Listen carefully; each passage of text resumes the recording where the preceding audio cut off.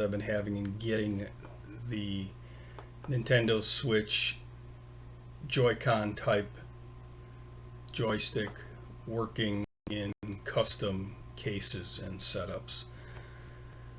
It got to the point where I started looking at different options that would solve the same problem. In other words, not using this stick, but using some sort of custom solution, a custom sensor. One that I've been playing with recently is this little puck design. It's designed to be gripped in your hand like this, and then this is the movement.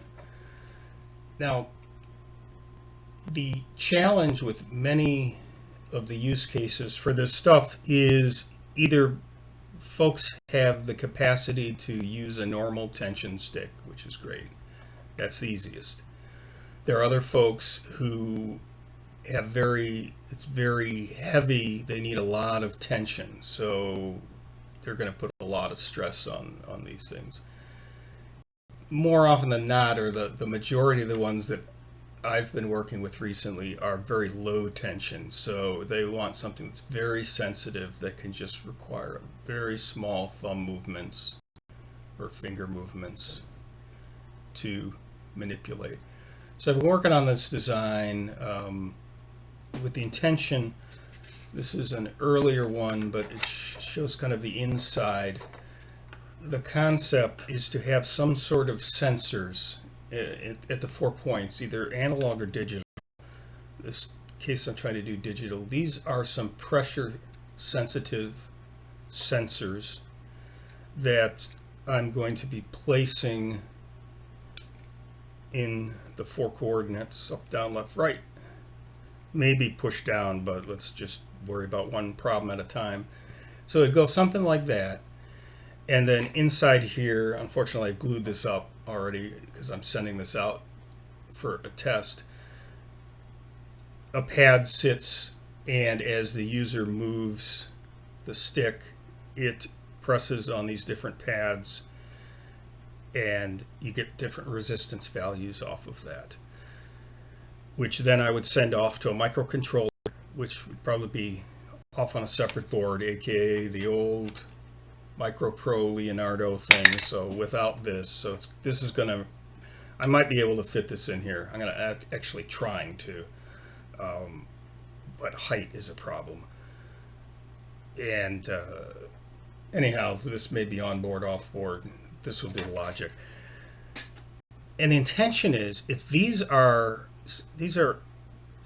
supposed to be sensitive enough and be able to take a lot of pressure, so it'd be kind of the best of both worlds, right?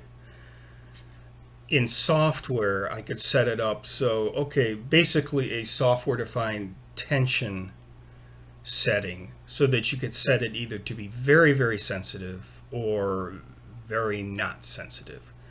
So when you get frustrated with one thing using the commercial stuff, sometimes I switch over towards making my own.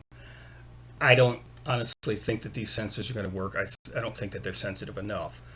So I am looking towards other solutions like very light touch micro switches. Problem is with that, it's digital, and I really want analog output so that people can, most of the folks are playing first person shooters or driving games, so they need that analog look around or steer capability that you really can't get with just on-off digital switches.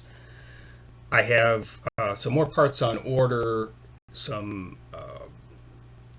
capacitive stuff, which I'll talk about in another video, and some magnetometer ones that you could use a little magnet and move a tiny magnet over a sensor, which would really be close to zero tension, but that's also going to require a lot more code.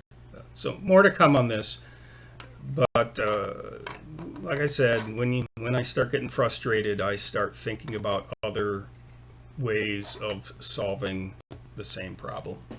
More to come.